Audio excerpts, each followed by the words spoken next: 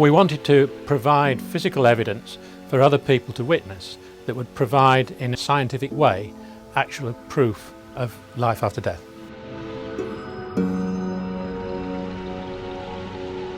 This group of mediums and investigators claim to have recorded their conversations with the dead. We had 1,000 hours of continuous communication with the spirit world. Emily, when did you live on the Earth? Oh, a long time ago now. 19th century? Yes. Is this really the voice of the deceased? The Scole experiment continued for 5 years. It involved a huge range of remarkable phenomena, was witnessed by hundreds of visitors, and was monitored by a team of internationally renowned scientists and investigators. We were touched by the spirits. We saw a whole range of phenomena which could not be mistaken by 3 investigators such as ourselves. Although the remarkable events at Scole were widely reported in the press and in a popular book, this is the first time the Scole Group have allowed their work to be shown in a full-length documentary.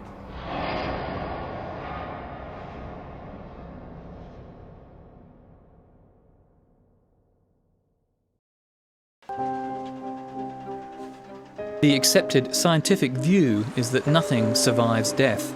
But for well over a century, many scientists have been investigating evidence that consciousness not only survives the death of the body, but that it can communicate with the living.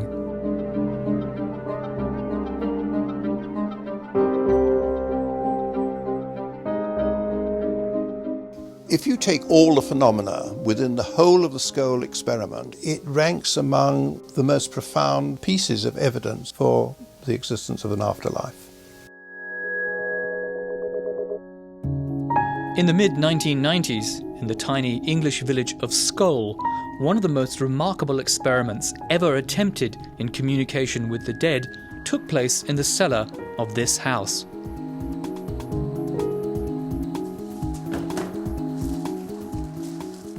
The Scole experimental group consisted of 2 mediums, Diana and Alan Bennett, as well as organisers and investigators Robin and Sandra Foy. Hi, hello there. Nice to see you. In this quiet, secluded cellar, the Bennetts would go into trance, allowing what they claimed were the voices of the dead to speak through them. But the Scole group went far beyond this and pushed the boundaries of what can be achieved in a special area of claimed spirit communication known as physical mediumship. There's a wide range of phenomena that physical mediumship over the centuries has been supposedly able to produce. Objects levitating, chairs, tables, objects in the room, apports and teleportation, in other words, things just dropping out of nowhere, sometimes things disappearing and reappearing, apparent spirit hands, apparent spirit forms, things that people can see happening. There's an effect on real objective things based on, supposedly, the communication or contact between a medium and the spirit world. The spirits are using the medium as a conduit to cause these events to happen. Physical mediumship is entirely different from mental mediumship because everybody that's present at the time can witness what's happening. Such as if a voice comes from mid-air, everybody can hear and converse with the voice. Very nice of you to have us here. If a spirit person manifests, everybody can see what happens. I think it's fair to say that when you have sittings with physical groups as successful as the Scole group, you see miracles. You see things which cannot be explained under normal laws of science.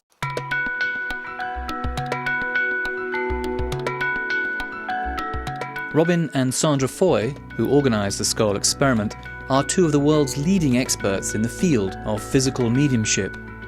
The Scole group was one of many groups the Foys had formed in their decades of experimenting with afterlife communication. Dinah and Alan Bennett have also been participating in physical mediumship for many years, and in 1992 joined the Foys to form the Scole experimental group. According to the Foys, it was the exceptional mediumship abilities of the Bennetts that made the greatest contribution to the Scole experiment's spectacular success. Never in the history of mediumship had such a huge range of phenomena been reliably and repeatedly produced for such an extended period in front of so many witnesses and scientific investigators. The physical phenomena included levitations, orbs of light that could pass through solid matter, the mysterious appearance of images on sealed photographic film and videotape, and the materialization and dematerialization of solid objects and even spirit forms.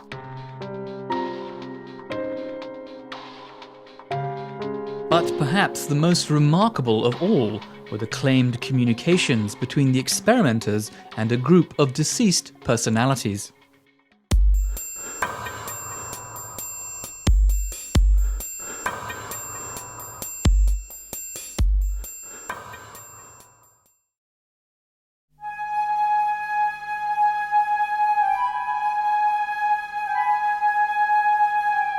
I think the greatest effort come from the spirit side.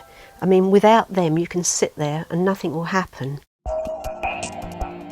But a great deal did happen, and according to the Scole Group, this success was due to the combined efforts of talented mediums and a group of discarnate personalities they claim were orchestrating events from the other side.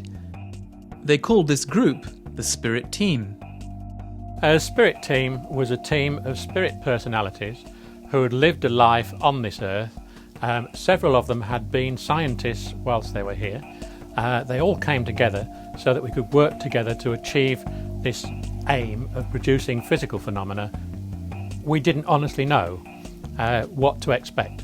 We threw the whole thing open to the spirit team to allow them to develop and produce whatever phenomena they wanted to produce. The Scole Group and researchers said they were able to conduct extensive conversations with this group of spirits through a process called trance mediumship. In this specialised form of mediumship, the dead can speak to the living, it is claimed, by using the larynx of the entranced medium. When the voices came through the mediums, which they normally did, the voices were quite different from those of the mediums themselves. And the personalities behind the voices were not only quite different, but were very consistent. Even the accents were. Thank you for your warm appreciation of what we're trying to do. It was very easy to recognise the female one because there was only one, and she was very, very idiosyncratic. This communicator identified herself as the spirit of a Mrs. Emily Bradshaw. The Scole Group recorded hundreds of hours of conversations with Mrs. Bradshaw and other spirit team members. Emily, when did you live on the earth? Oh, a long time ago now. 19th century? Yes. And Mrs. Bradshaw, who was a very commanding figure, a lady of the upper class Victorian or Edwardian lady, or she sounded like that. We continue from our side of life to influence people still in the body. She would tell us what was going to happen. She would comment on what we were doing and sometimes what we were thinking. She would answer our questions quite frequently before we'd actually asked them, which was quite embarrassing sometimes. It's easier just to think of these influences coming, really, to aid you, because they're the only ones we're interested in, really, aren't we, at the end of the day? It becomes very natural, purely and simply because it's the same as you talking to me here in this room at this very moment. There's no difference, other than the fact that we are aware that they're no longer in this world. The Scole Group claim that, in addition to Mrs. Bradshaw, other personalities regularly communicated via the mediums. One of these was Patrick McKenna, who told the group he had died in 1942. We had Patrick, the defrocked Irish priest that came through. He seemed to come through when we need lifting up a little bit, you know. Things sometimes were a little tense, and it was Patrick's job to be there and to get everyone in a joyful mood. Good evening to you. Hello, Patrick. God bless you. God bless you. God bless you. I never heard such a commotion before. Such a carrying on. No, it's all right. I'm only joking. He told us that he'd had his problems in his life, and the church had become quite unhappy with him. Another personality that the Scole Group say spoke frequently through the mediums called himself Edwin. The most destructive fear of all is fear of the unknown. And finally, Raji, who claimed to have once lived in India. And who really contributed to the joyousness of the affair, because it was quite a jolly affair. Hello, Roger. Good evening. Good afternoon. Talk free. And this will help enormously. As Mr. Robin was saying, you must, what was he saying? Don't ask me, I've forgotten already, Roger. Yes, well, whatever it was he was saying, you must do it. Yes. And there were one or two others who played more or less important part as different experiments were conducted. And when we had experiments which required expertise in a particular area, photographic area and so on, apparently there were different experts available. And others, other drop-ins as we called them, personalities that would just purely drop in and say hello and introduce themselves. For the Scole group and their guests, communicating with the spirit team became so common over the course of the 5-year experiment that the participants said they developed extremely close relationships with these personalities. Emily Bradshaw featured for many hundreds of hours, and like many of the others, she became so dear to us that she was literally extended family, and we viewed them, all of them eventually, as part of our family. Well, I hope you've all enjoyed your experience. You'll all take something away of the spirit of these experiments and the love that we all feel for you. But what is it like for the mediums to have these supposedly discarnate communicators speak through them? Those sensations, to me, become more and more intense and build up to a point where I feel the personality actually taking part of my senses over. I become more and more unaware of my own body and also more and more unaware of my own thoughts. And then it's just very gradually done. It's very beautifully done, really, I think. That it's almost just like you're edged out, with your full permission, of course.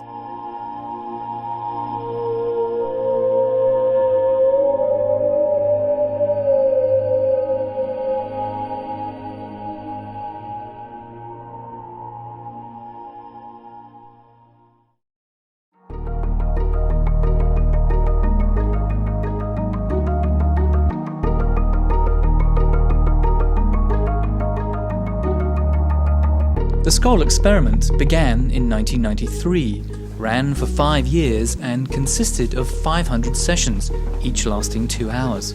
Nearly all of them took place in this tiny brick cellar, affectionately called the Scole hole. Practitioners of physical mediumship believe that the best results are obtained if sessions are conducted in complete darkness. Because the reputation of physical mediumship has been severely tainted in the past by numerous hoaxers who use darkness to hide fraudulent activities, the Scole group devised a number of controls to help eliminate this possibility. One of these controls involved all participants wearing luminous wristbands. These bands were attached with Velcro so they could not be removed without obviously attracting attention. Luminous tabs were placed on all unsecured objects in the room, as well as on the tabletop. This ensured that any movement in the room would be instantly visible to anyone. Additionally, everything that happened in this cellar was recorded on over 1,000 hours of audio tape. According to the Scole group, their spirit communicators requested that they place this empty glass dome on their table. This, they were told, would apparently help facilitate physical phenomena manifesting in the room.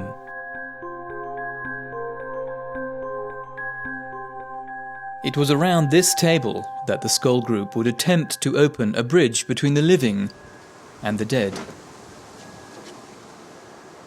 But just how difficult was it to summon the departed?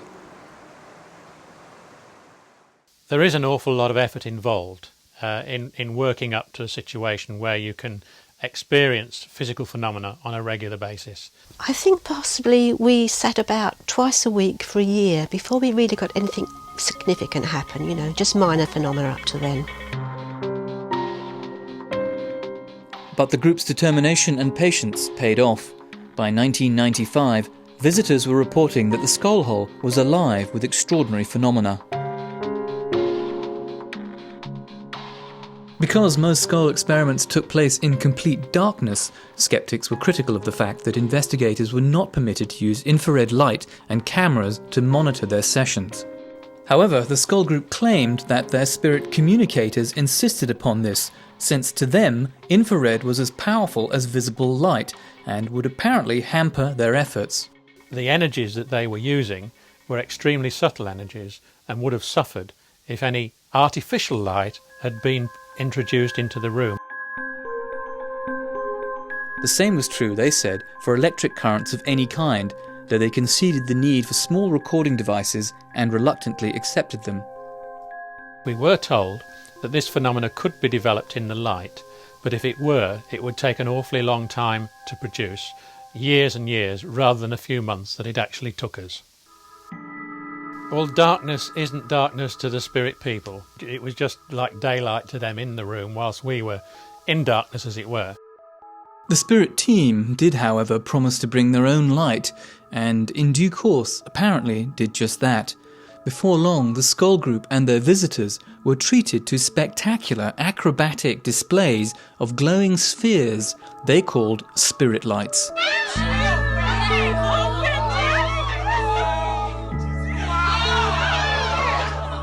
There were various shapes, generally like a pea-sized light, and it had substance. They would come and sit on your hand, and you could feel them. They were intelligently directed and intelligently moving, and would be responsive to our wishes, whether expressed or silent. The gyrations were sometimes so rapid that it almost left like a circle of light going over here and over there. Sometimes two lights would appear and just stare at me within inches of my eyes. I thought at first that the lights must be small light-emitting diodes suspended on the end of nylon fishing line. Then suddenly a light would start to do a tap dance on the table, bouncing up and down on the table, and you could hear it click as it rebounded from the table. And suddenly it went pop, went through the table and came out the other side. Now, no nylon fishing line explanation would account for it going through a table. The lights also had another rather strange trick up their sleeve, if I may talk about lights as having sleeves, and that was to pass through bodies. I was actually used as a guinea pig in the early days to see how it felt and to develop the phenomena. And this light would actually enter through my chest, could be seen by everybody as it did so, would stay inside me for up to 3 minutes, and I could feel the light moving around in every part of my body. Felt rather like a butterfly internally, and then 3 minutes later it would pop out of the arm or something and disappear across the room. This was being developed to produce a healing phenomena. I have this bad knee, and at one point we had a light that was moving around the room and rested on my knee for a minute and suddenly moved inside my knee. Yeah, she just went into my bad knee.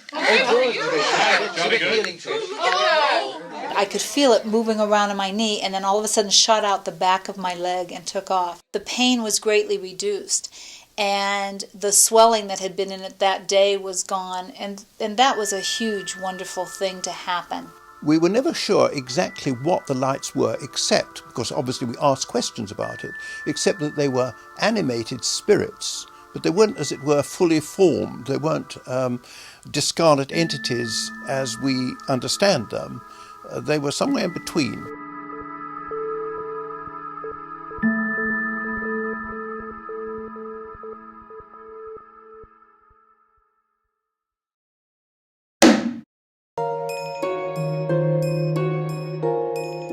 Objects do not just appear out of thin air, but this is exactly what numerous visitors to Scole reported. People would see and especially hear these objects apparently materialize out of nowhere and then fall onto the floor or the table. In the language of physical mediumship, these objects are called apports. An apport is an object which is quite solid, which is brought from one location to another during an experimental session, but in so doing, and this can be from many miles distant, apparently passes through solid walls, doors, etc. Well, the total number of apports that we had during the experimental sessions was about 80 or even more. When we had 7 sitters in the group, there would be 7 apports appear as presents. We had 3 ladies, 4 gentlemen at that time. The apports would reflect that because there would be 4 things that were suitable for gentlemen, 3 things suitable for ladies. This is an apport which arrived during the earliest days of our Scole experiment. In fact, it's a very small object, and whilst we were sitting here, this object would arrive, just materialise, and arrive on the table. But as it arrived, that's the sort of noise it would make. The Scole group and the investigators observed that most apported objects, no matter how small or light, made just as loud a noise when they arrived.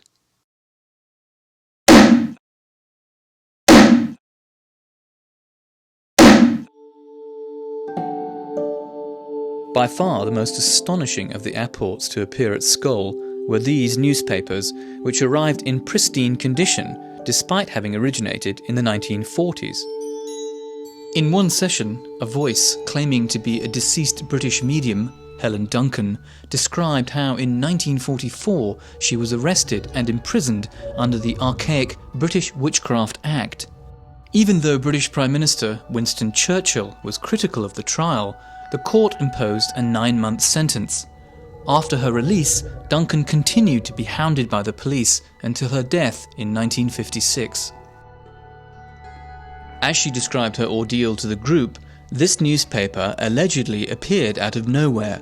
To their astonishment, displayed prominently on its front page was the story of Duncan's trial and conviction. I think she suffered greatly through her mediumship, and she was really coming to wish us well, and she bought the newspaper as a sign of a very turbulent time in her life.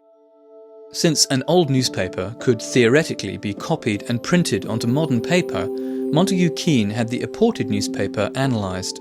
We took it to the leading research station in England, indeed in the world, on paper and printing. And it was absolutely clear from their report that, first of all, it was done on letterpress, which has gone out of existence virtually since the early 1970s, I would say. It was newsprint produced during wartime, which lacked certain chemicals which you couldn't get hold of. So this was a genuine article which appeared 50 years after the event, and no one has been able to explain how it got there. So where did all these apported objects supposedly come from? We were told by the spirit team that they were never stolen, but were basically objects that had been lost or discarded, or at one time been owned by the spirit personality that brought them for us. Well, I think the apports were brought to us as a demonstration, as an example of what is possible. If we give spirit the right conditions, you could almost say anything's possible.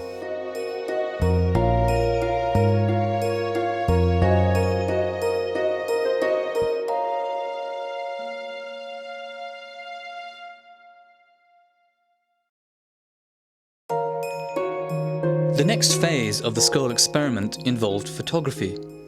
These sessions began conventionally enough, with the Foys loading a film into a camera and placing it on the table. But after this, things began to get very strange. We heard the camera moving round over our heads, clicking and being wound on by spirit. In total darkness, so that in reality, nothing should have showed up on the film. But when the film was developed, there were amazing pictures.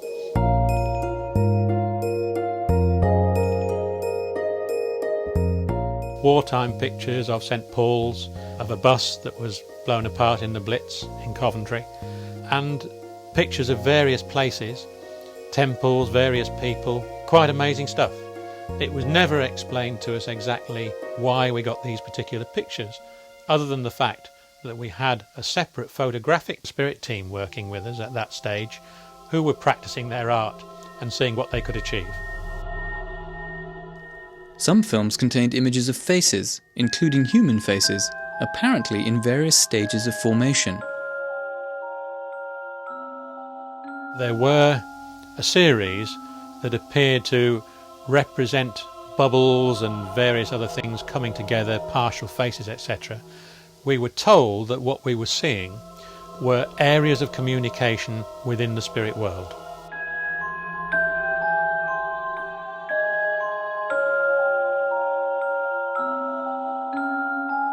The Scole group believed these faces were images of deceased people which were somehow projected from the other side.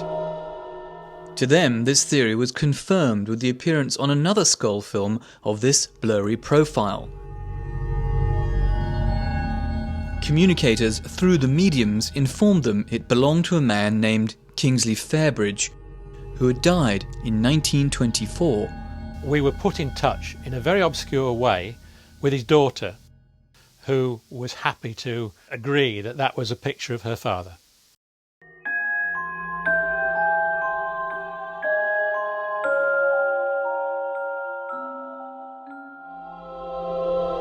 In the next experiments, the Scole group claimed to have been able to create these photographic images not only in total darkness, but without the use of a camera. We were asked by the spirit team to put a totally unopened Polaroid 35mm film just in its plastic container on the table during our sessions. At the end of the session, if the spirit team felt that they'd achieved a result, we were asked to develop it. As the film was Polaroid, it could be developed immediately in a special processing machine. You can imagine our surprise when we brought this film up, they'd never been opened, put it through the processor and viewed it, and there was images and faces and writing. How do you explain it was there, you know?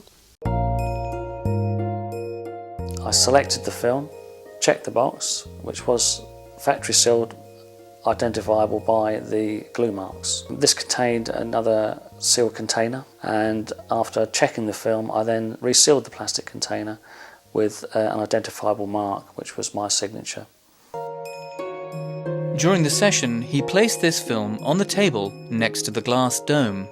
Substitution of the film would have been difficult to achieve since everyone present wore luminous wristbands.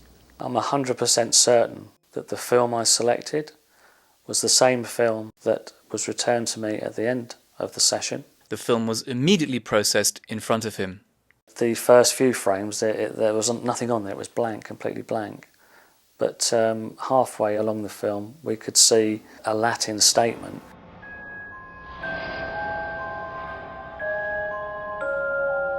The spirit team had said that they'd worked on the film and that they produced something for us, and lo and behold, there it was.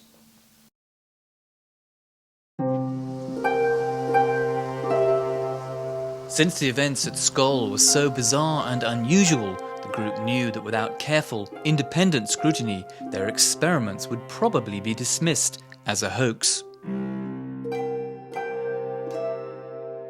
Therefore, the Foys and Bennetts allowed their experiments to be rigorously monitored by a team of internationally renowned scientists, as well as veteran paranormal investigators who were members of the Society for Psychical Research, or SPR, based in London.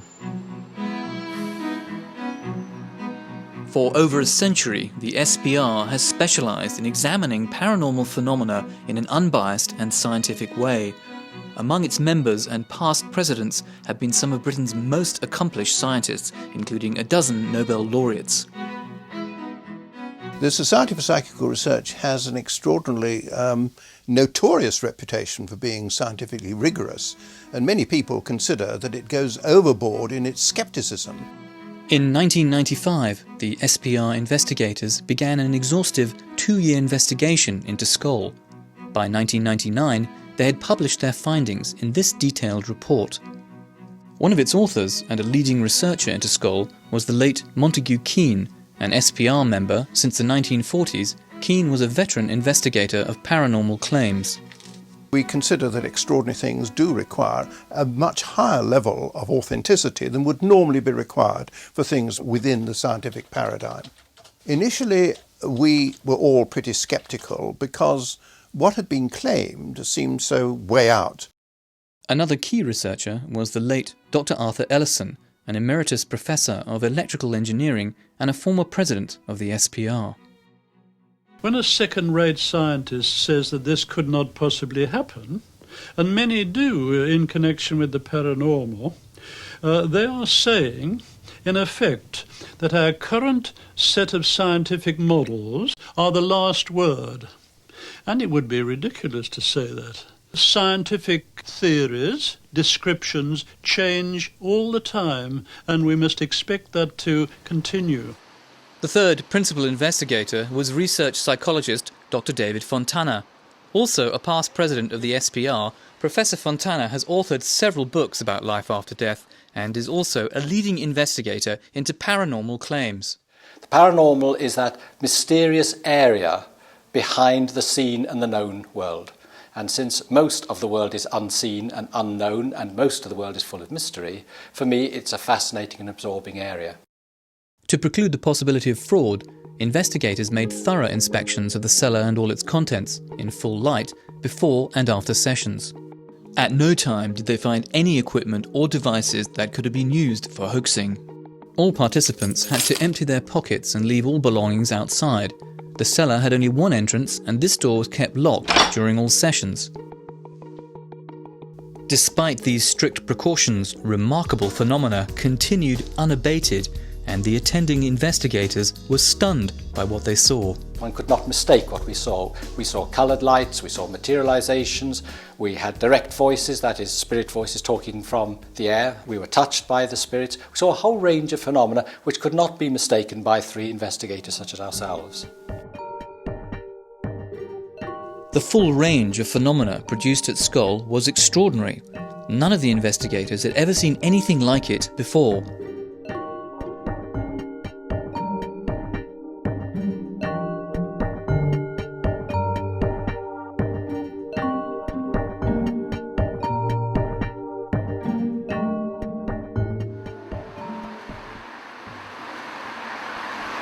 The Scole Group also invited guests and independent investigators to scrutinise their sessions. These included scientists from numerous disciplines and even a professional magician who was well trained in spotting evidence of deception. One of the scientists was the internationally renowned biologist and author, Dr. Rupert Sheldrake. Science has done very little to investigate the afterlife or reincarnation. Most materialists assume that both of them are impossible. So there's a kind of dogmatic denial by some scientists of the possibility of these things. But I wouldn't say that was a scientific understanding. I would say that was a dogmatic, ideologically motivated dismissal. The only way to have a scientific understanding is to do the research and to find out what's actually happening and to look at the evidence.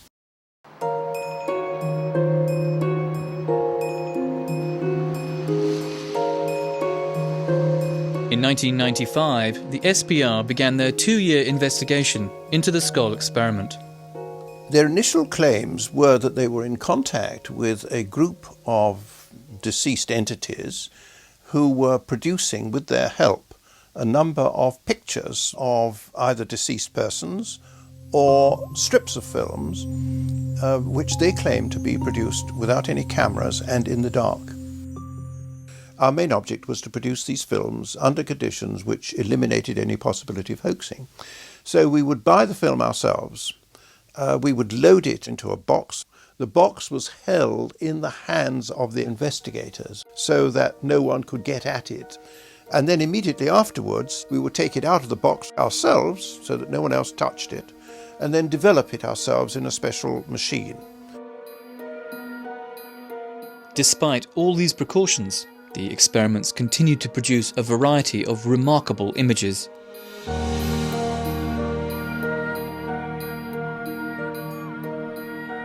They were able to achieve whole lengths of film, sometimes up to as much as 4 feet, with various words, symbols, messages, all sorts of different things on that film.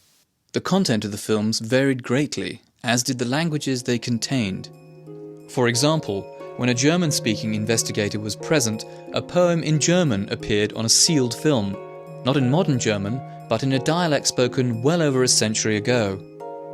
Other films contained fragments of Greek, French, Chinese, Hebrew, Latin, and even Sanskrit. The investigators believed this to be significant, since the members of the Scole group had no real knowledge of these languages.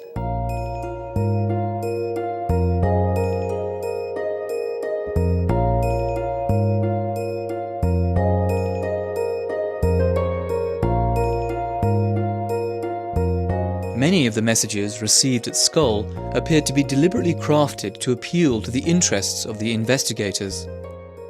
But some of the messages were arcane, cryptic, and difficult to understand. If deceased personalities were producing these images, why would they use complex puzzles to communicate? Providing something which is a puzzle, which is difficult to solve, is simply because it is difficult to solve. It isn't readily available. It can't be easily attributable to the person sitting round the table. Despite lengthy investigations, the possible authors of what had been written on some of the films, like this German poem, proved impossible to trace. But others were easier to track down. This one contains a poem by Frederick Myers. Intriguingly, Myers was one of the founders of the SPR and a lifelong researcher into the evidence for survival. Before he died in 1901, he promised his colleagues at the SPR that he would try to communicate with them from the other side. Could this film be an example of such an attempt? In some cases, clues hinting at the possible identity of the authors appeared in the form of signatures. Hidden in a corner of this film strip, which references Myers' poem, are also the signatures of a Victorian medium, Cora Tappan, and a Will Rawlings, whose identity remains a mystery. However, the identity of the person behind this signature seems clear enough. It appears to belong to the famous Welsh singer, composer and actor Ivor Novello, who died in 1951. Compare this signature, received on one of the Scole films, with Novello's actual signature.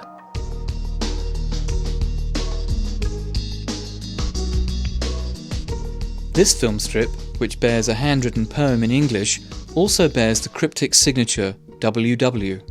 Could these initials and this poem have been written by the spirit of the famous 19th century Romantic poet William Wordsworth? After intensive research, Montague Keen determined not only that the handwriting closely matched that of Wordsworth, but also that the poem itself was a variation on an obscure Wordsworth poem titled Ruth. I think that those pictures can be explained only by imagining that the spirits can project their recollections and images onto a film in some way we can't begin to understand. The only alternative explanation is they are all fakes, and I don't believe that there's evidence that that is the case. Although the mechanism for their creation remains unknown, investigators concluded that they were undoubtedly unique. As far as the photographic evidence is concerned at Scole, the strips of film, there has, in my view, never been anything like that at all, ever.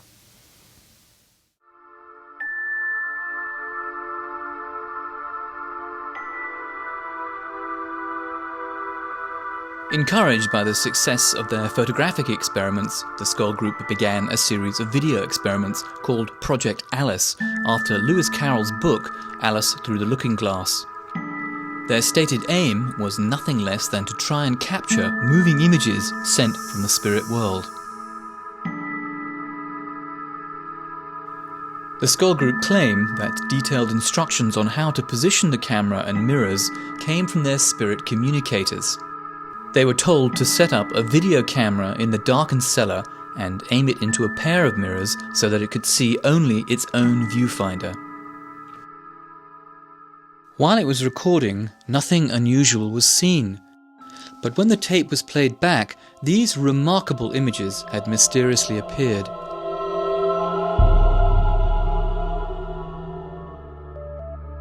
We had images on the video, sometimes of what looked like a tunnel of light.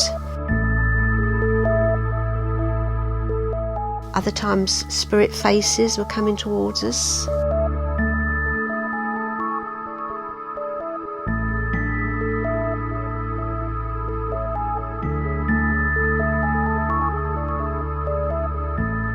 Sometimes what appeared to be a doorway moving.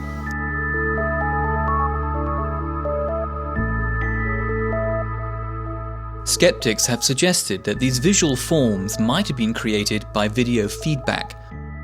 This occurs when a camera sees its own output.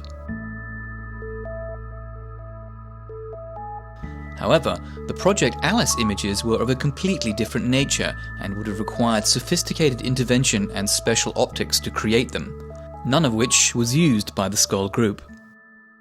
Needless to say, it is impossible that video feedback was responsible for these images.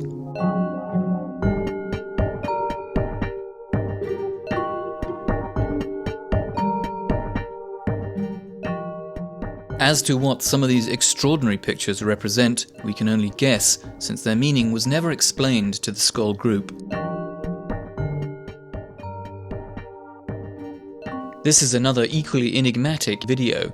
It appears to be part of a strange face with moving eyes.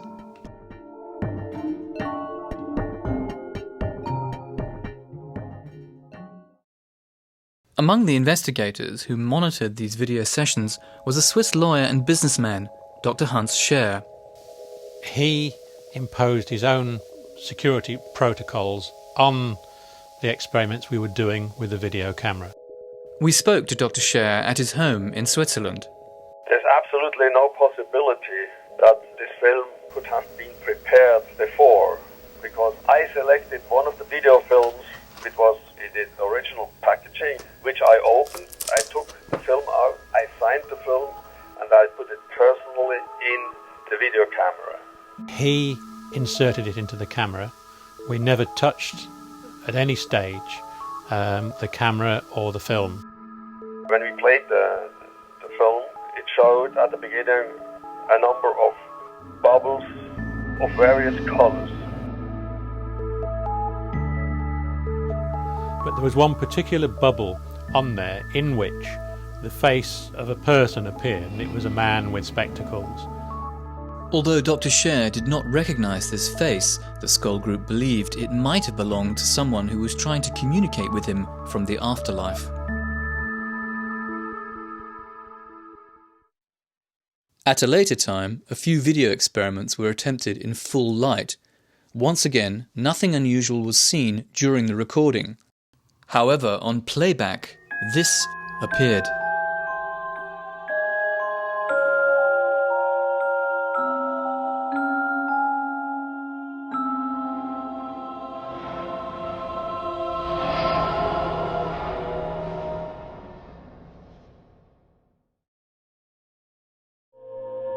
During the Scole experiment, the claimed spirit communications occurred mostly through the mediums. But the Scole group say they were also able to open up other communication channels as well. Is this Scole? Some of these were quite surprising. One way that we also communicated with spirit, and which was a very effective way, was by use of an ordinary, very cheap tape recorder whose amplifiers were used by the spirit team to carry on a two-way conversation with us. Prior to using this cassette recorder in the sessions, the Foys removed its built-in microphone. This eliminated the possibility of recording human voices that might have been mistaken for spirit communication. Nevertheless, when the machine was activated, voices could be heard emanating from its loudspeaker and two-way conversations conducted. These were picked up by a separate recorder that operated continuously during all Scole sessions. Yes. Yes, Scole experimental group. Experimenting with audio and Yes. historic moment it is. According to the Scole group, the spirit team often proposed new experiments, as well as refinements to previous ones. For example, they provided information to Professor Ellison on how to build a device for improving communications via the tape recorder.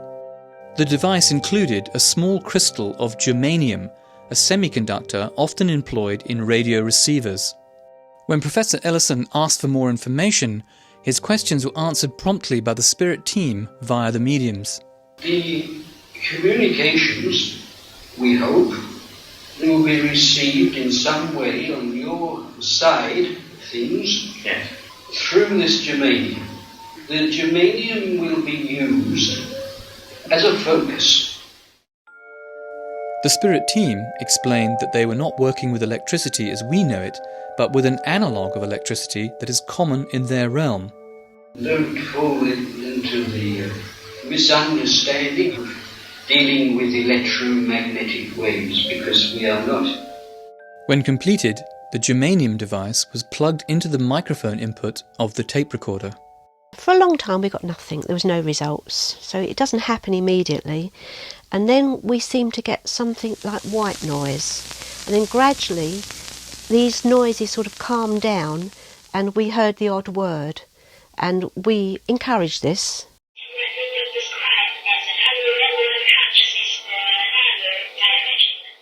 It was a breakthrough in communication. I think the Spirit team definitely saw it this way. It was part of a plan. They thought eventually this would cut out the human medium so that you wouldn't get people saying, well, this can come from the mind of the medium. When Professor Ellison asked the Spirit team how this germanium device could be improved, the answer arrived in the most remarkable way.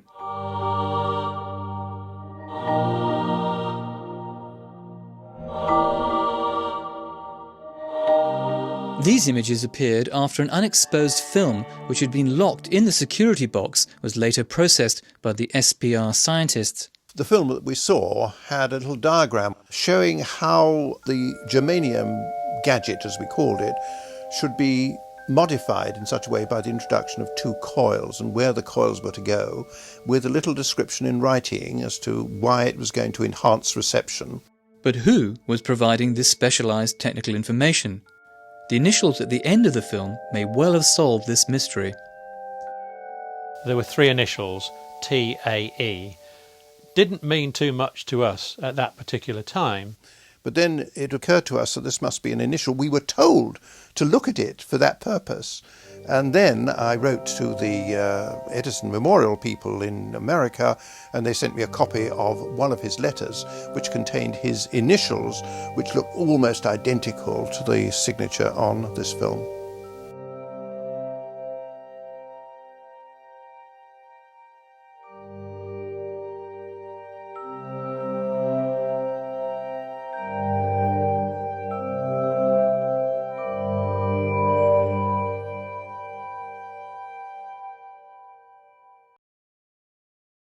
As well as spirit voices apparently speaking through the mediums and emerging from the cassette recorder, an even more astonishing channel of claimed spirit communication was established at Scole.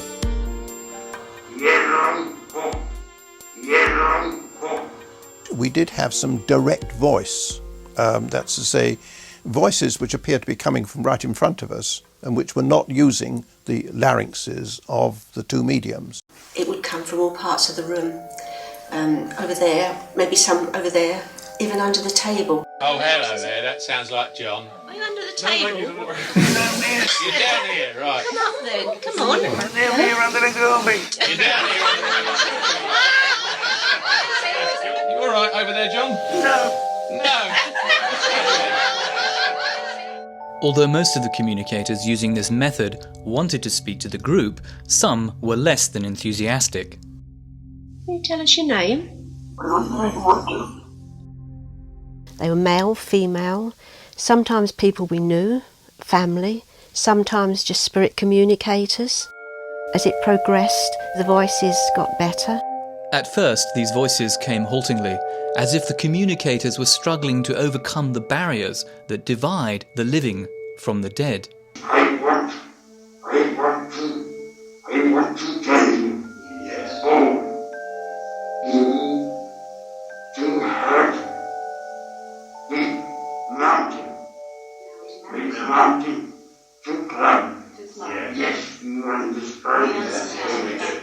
It became quite clear that there was a learning curve on the part of the spirit team, as there was on our part, because it was an interchange, groping forward to see what they could do.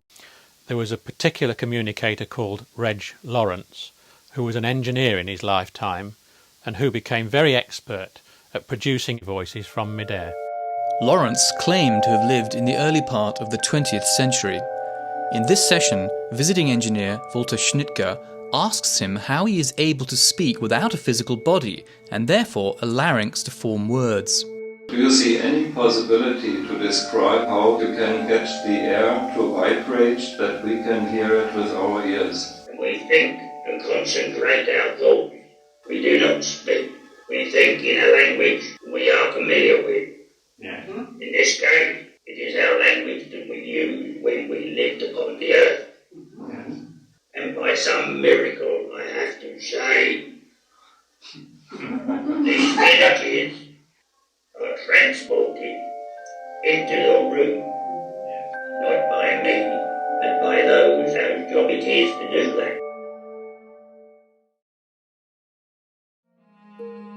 The range of physical phenomena witnessed in this small cellar was already astonishing. But perhaps the most spectacular was yet to come. Another thing that happened was that a hand materialised and sort of glowed in the room, and there was this disembodied hand floating around. And I commented to the medium, I said, "Oh, I can see a disembodied hand." And she said, "It's not disembodied." This was Mrs. Bradshaw, who was speaking through one of the mediums. And I said, "You mean there's an invisible body attached?" And she said, "Precisely." And then she said, "Would you like it to touch you?" And I said, "Yes." So she said, "Well, ask it." So I said, "Hand, will you touch me?" And so the hand went round behind me and it tapped me on the shoulder. And then I saw it moving down and again floating over the table. A hand grasped me and, as it were, stroked my left hand. The hand was sufficiently visible in the light for me to see the fingernails. See the hand? Oh, yes, yes, yes. You see the hand? Yes, the hand. It stretches the fingers. Oh, I see it, yes. Sometimes we would be touched by these hands. Sometimes we would invite them to touch us. Sometimes they would touch us on our knees, let's say, or on our feet, which, as it was a fraud-proof table, were inaccessible to the mediums themselves. So what is it like to touch one of these disembodied hands? It felt cool, but not cold. It didn't feel clammy, it didn't feel slimy. It felt like a normal human hand, and it grasped my hand firmly. I felt an arm right in front of me moving around the room, and I was so startled, I moved my hand and it traveled right up a sleeve. There was a sleeve, like a cotton sleeve, very much like this, right up to the shoulder, and then it just stopped. There was nothing beyond where the shoulder would have been. It was a really amazing experience.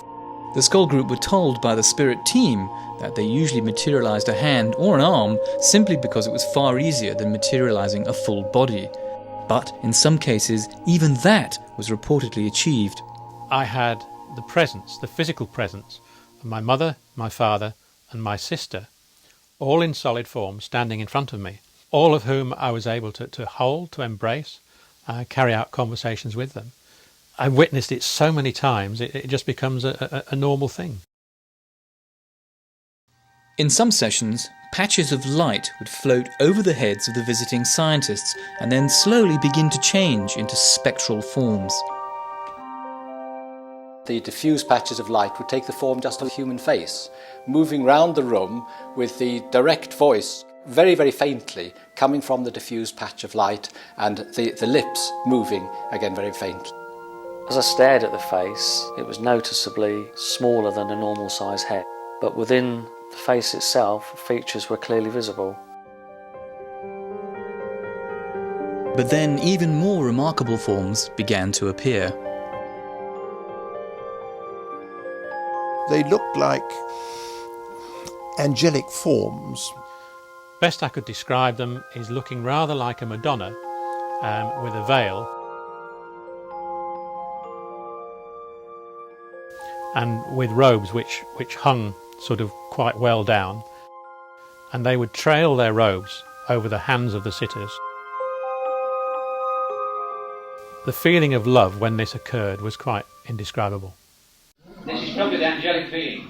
Oh, yes. Oh, yes. Oh, yes. Again. Just unbelievable energy that they brought. Oh, it's larger. It's over my hands. Oh, I'm looking like a ship on like material. I haven't seen anything like that before. And I was very fortunate that one came and landed on my hand, and just the energy that you felt from it when it connected with you was was a lovely experience, and it just felt like an overwhelming feeling of love. The touch of those hands brought an extraordinary sense of peace, of tranquility, which we were told was spirit love. Now, I don't like these terms because they sound a bit flaky, a bit off the wall, but it's very difficult to explain it other than the touch of a loving hand. And I found it, far from being spooky, a rather wonderful experience. And I'm a very cerebral and rather unemotional sort of bloke, but this I found quite impressive. These were great experiences, you see. Again, I must stress, it changes your paradigm. You go in thinking none of this can be true, but after experience after experience after experience, it gradually dawns on you, hey, there's something going on here that we can't explain by normal scientific laws, but which nevertheless exists.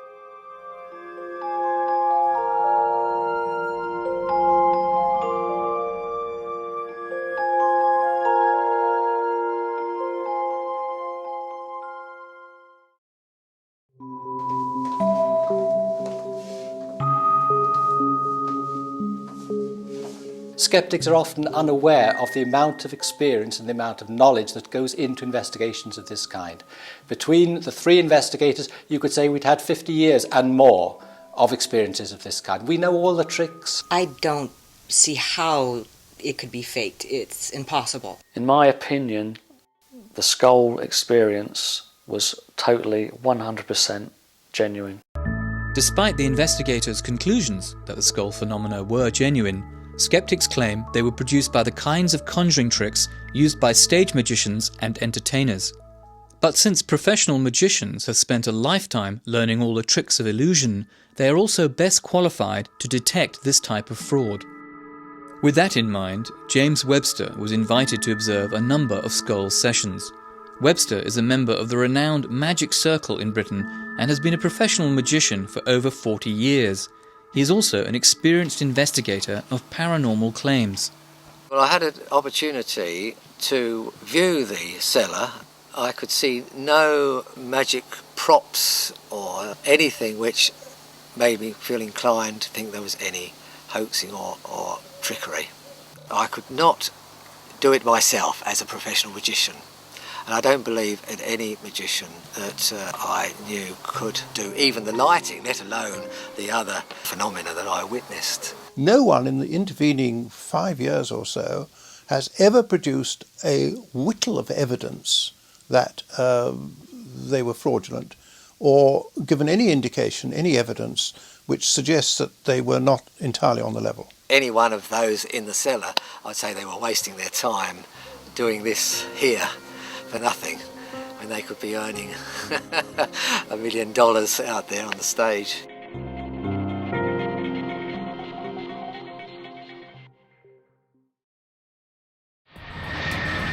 In the spring of 1997, the Scole Group were invited to hold sessions in 4 European countries and the United States. Some of the most spectacular sessions occurred in the Los Angeles home of Brian Hurst, a medium who had previously sat with the Scole Group in England. We wanted to see whether it could also take place so many thousands of miles away from Scole, here in Southern California. Hurst's converted garage was the venue for 8 sessions, with as many as 30 people attending each one. Before each session, Montague Keane and other investigators carefully inspected the room for any signs of trickery. Many people went in at different times before the sessions, and there was no paraphernalia, there was nothing hidden there at all. Despite being interviewed a decade after the Scole experiment, these witnesses are still profoundly impressed by what they saw. There was so much phenomena going on, it was really overwhelming. As usual, sessions began with visitors sitting quietly in total darkness. Then, to their amazement, they started hearing the voices of the spirit team speaking through the mediums. You know, in a little while, some of you will be feeling something, seeing something, or hearing something. We just had lights galore. There were hundreds of them. Isn't that cool? Look at that. That is awesome. Wow. It's like a firefly. Shooting star. Like fireworks. Wow! and then it would go up to the rafters of the garage and come down and thunk hard like a big rock hitting the table, and then disappear. Just gone through the table and come out underneath.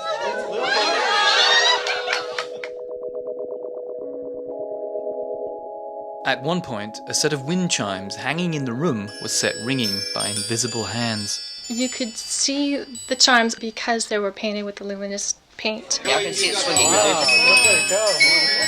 Then the demonstration was modified. You could see them moving without making a sound, and of course that's impossible. The chimes are moving, but they're not making any sound. Yeah. That's amazing. We had a table in the center of the room that had crystals on it. Don't steer too hard, because it might levitate. It's moving. The table is indeed levitating. The table levitated, was turned on its side, and began to spin very rapidly. The crystals never fell off. Even if there hadn't been crystals on the table, it would have been impossible to have turned the table sideways and rotated it with the speed at which it rotated. And we could see this because there were luminescent strips on the table. And it began to spin around actually so rapidly it almost looked like a pinwheel.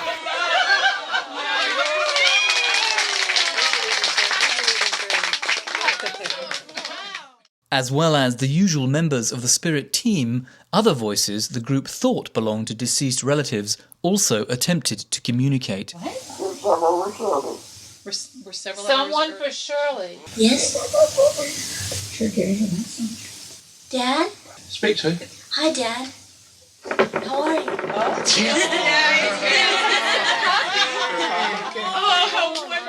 I love you. Wonderful. I love you very much. I really do feel that my dad came and he was the one who put his hands on my shoulders. The way we were situated in the room, my chair was right up against a wall, and there was no way another person could be behind me. Another materialized hand appeared, but who did it belong to? Is it Red? Hello, Red. Hello, Brian. Very nice of you to have us here. You're welcome. He just touched my hand. Oh, Oh, yes. Oh, he's stroking it. It's slightly cold, but it's flesh. He's holding my hand. May I hold yours? He's shaking my hand. Thank you. Oh, my God. Oh, Rex, you've made my ear. You made mine. Ooh, someone's touching my leg. That's Reg. Reg, have you been touching the ladies? Not beauty. As usual, Lawrence did not communicate through the mediums. Instead, the group could hear his voice projected from different parts of the room. Some of the voices were moving around the room, even high up in the rafter area, that somebody would have had to climb up on a ladder to get up there, and there's no way that was happening. We were listening to taped music, and Spirit kept turning it off. Just gone into the tape recorder, taken it out. Threw it onto my lap. And then people all around the room began to receive cassettes in their hands, like somebody was passing them around the room. They just gave Jill a tape, too. I got a tape. As well as entertaining the visitors, the spirit team also worked on healing them.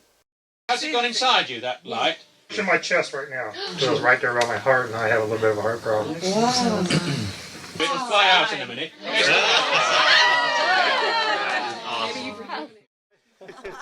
All of the visitors attending the LA sessions were deeply moved by what they experienced. When you walk out of that room, you definitely feel like you've been exposed to something very extraordinary. It was an amazing experience. We actually saw the spirits, and that's got to be positive evidence for survival. We do live on after death. They certainly proved that to us that night.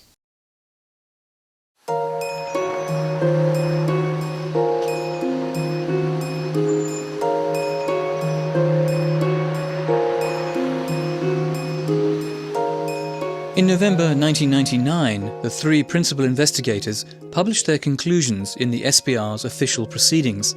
This extensive volume is now known as the Scole Report. If you take all the phenomena within the whole of the Scole experiment over 2 years while we were there, I would say that the possibility of fraud and faking was nil. Although the Scole report includes theoretical discussions about how individual phenomena might have been faked, its overall assessment is that the events at Scole cannot be explained either by known scientific concepts or by trickery. Its 3 principal authors conclude that the events at Scole represent convincing evidence for life after death. The things that happened at Scole, the movements of things in the room, the writing on the film and so forth, all seem hard to explain in normal terms, to put it mildly. But whether they prove the survival of bodily death is another question altogether. So, did a team of spirits, as the Scole group claim, orchestrate these events from the other side? Or could they all be the result of human paranormal abilities like telepathy or psychokinesis, the claimed ability of the mind to directly affect matter?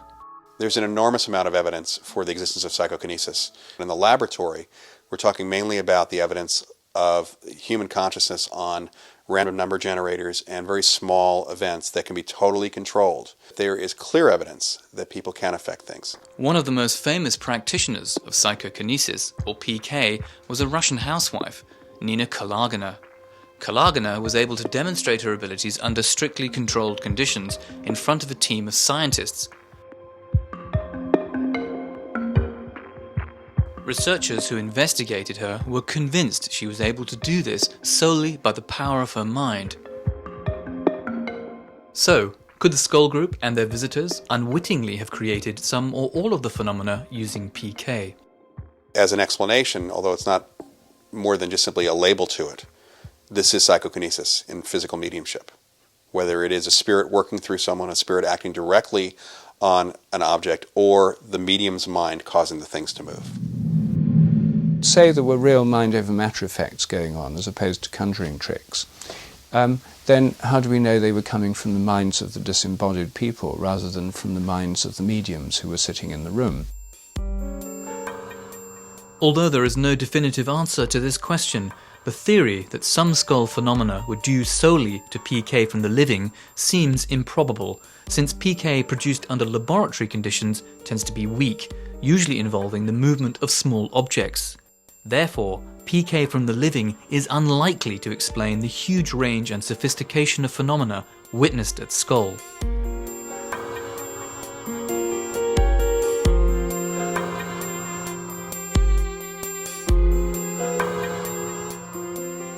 We simply have a number of clues of information which was extremely unlikely to have derived from the subconscious mind or the conscious mind of the medium.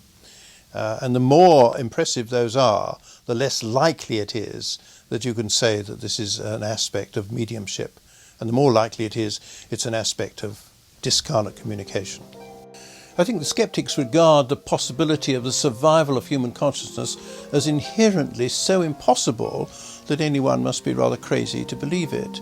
But when you look at the evidence, you have to ask yourself whether you'd be even more crazy not to believe it, or to find some alternative explanation which makes any sort of sense. And I haven't found one.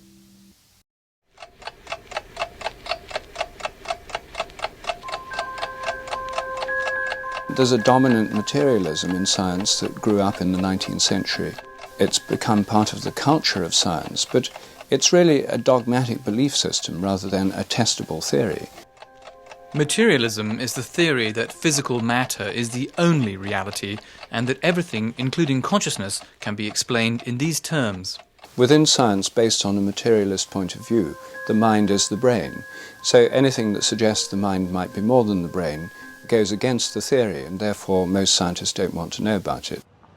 Another prominent scientist not convinced that consciousness is solely the result of brain activity is Dr. Peter Fenwick, a neuropsychiatrist and fellow of the Royal College of Psychiatrists in London.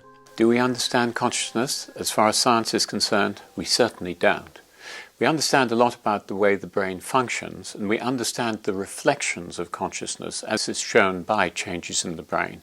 But how you get from the objective data of the neuronal firing to the subjective data of experience, we have no idea. It is the hardest problem for neuroscience. We live in a time when a materialistic worldview is the dominant scientific worldview. And there's something to be said for it. We've learned an awful lot about the material world. But that's just a small part of the spectrum. Dr. Charles Tart is an emeritus professor of psychology at the University of California and one of the world's leading experts in survival research. The idea that survival of bodily death is impossible and that we're nothing but our brains and bodies is really a function of an outmoded view in science, a Newtonian worldview. Now, the Newtonian worldview works very well for everyday events. But one of the most interesting things about modern science, especially when you look at stuff like quantum theory, is that the world is far more mysterious than we think. I mean, we now have experimental evidence of what Einstein called spooky action at a distance, that we can instantaneously affect something in a distant part of the universe. That's really wild. If consciousness has any of the qualities of this quantum level of existence, then phenomena like telepathy or survival of bodily death are probably not so mysterious after all.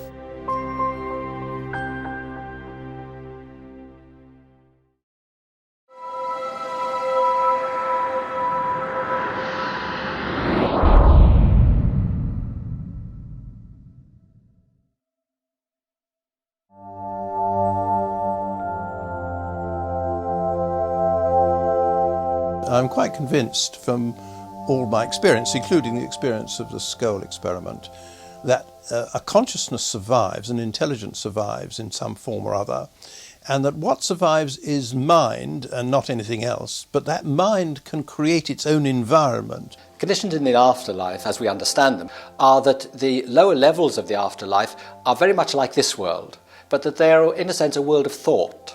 What you have to remember, basically, is that it isn't a physical world. Everything is done by a thought process. So in the next world, the mind of the observer, the consciousness of the observer, helps to create the experience. One of the odd things about survival experiments and survival information is the almost universal agreement that there is an immediate review of your whole life when you die, and that there's no crime and punishment of the hell and damnation sort, but it's a process of self-revelation, self-education. We judge ourselves. That seems to be the common thing that is said to us, that we cannot hide from who we really are and what we've done, and we look at the whole picture as if a film is playing in front of us, and we make a decision, and there is no escape from that. Our true self knows exactly who we are, what we've done, the good and the bad.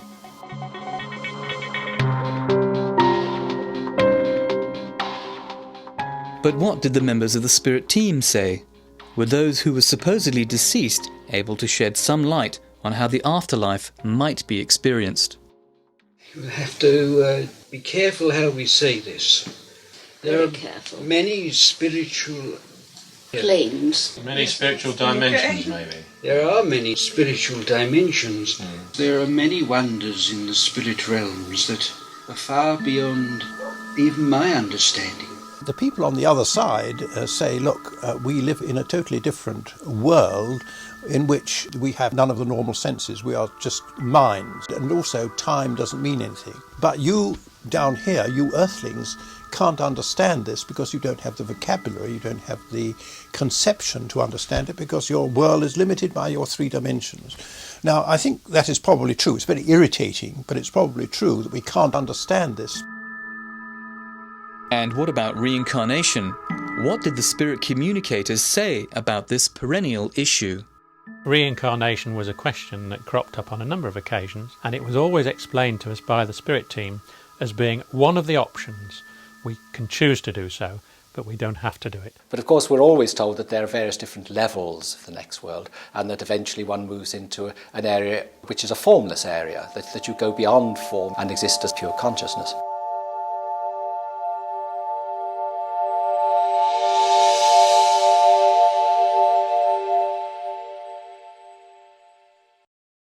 One of the most striking experiments at Scole was a demonstration the group claimed was conducted by the spirit team as a visual metaphor for the reality of life after death.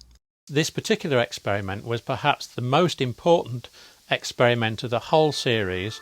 This crucial experiment was witnessed by the 3 SPR scientists and recorded on audio tape. During this session, the scientists claimed they received instructions from spirit personalities speaking through the mediums. The investigators were told to place a glass bowl in the middle of the table. As balls of light darted around the room, one of them flew inside a large quartz crystal. The crystal then levitated in front of our eyes. We could see it glowing, and then descended into a Pyrex bowl. Then Arthur Ellison, sitting on my right, was invited to pick it up. He picked it up and satisfied himself that it was there and it was glowing, and he put it down again. He was asked right away to pick it up again. He tried to, and his fingers closed right over it. In other words, it had dematerialized. Nothing there. There's nothing there.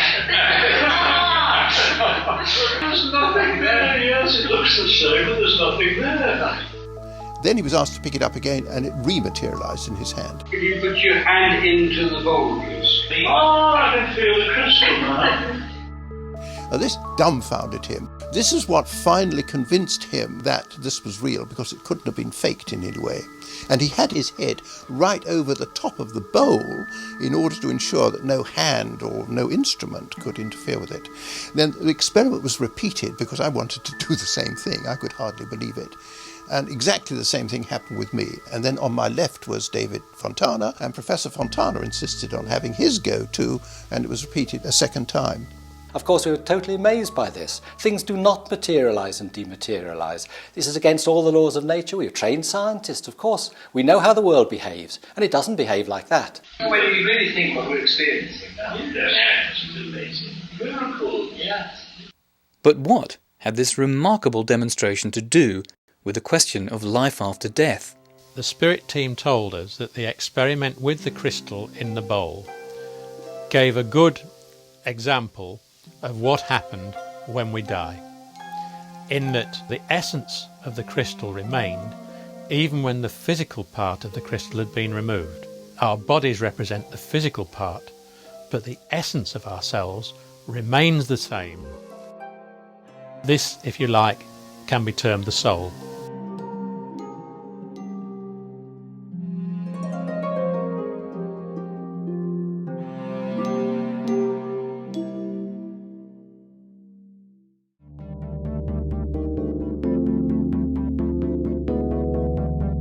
Although some researchers continue to question whether events at Scole represent convincing evidence for life after death, for the 3 principal investigators, the vast majority of visitors, and the Scole experimental group, there is little doubt.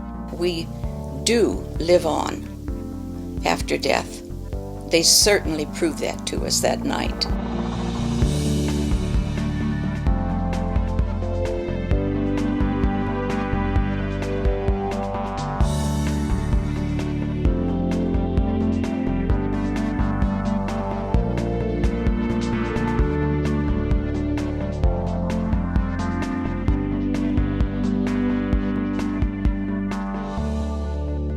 I think we were pushing the barriers further than had ever been pushed before, and I think we just got to the stage where at that time we couldn't go any further. In 1998, after 5 years and 500 sessions, the Scole experiment finally came to an end. But the debate about its authenticity and significance continues to rage. The experiences that I've had have convinced me that it is very difficult to explain any of these things by an alternative explanation to that of survival. But it's a wonderful debate, and of course there are both sides to the argument, and scientists love to debate and they love to argue. But having spent a lifetime investigating the evidence for life after death, the Foys and Bennetts see no need for more debate. I mean, I think the spirit world is our true home. I think this is really where we come for our experiences, our life experiences, and I think when we shake off our physical body, then that's our true home, because we are spirit. I hope the significance of those experiments will literally be to make people think, to stop and think, and look at their own lives, to look at where they're going. And if that's all it does, then that's wonderful. Although the Foys and Bennetts continue to explore physical mediumship separately, to date the extraordinary results they achieved at Scole have yet to be repeated. Nevertheless, the legacy of their remarkable accomplishment endures, and for many it remains the best body of evidence ever assembled for the possibility of life after death.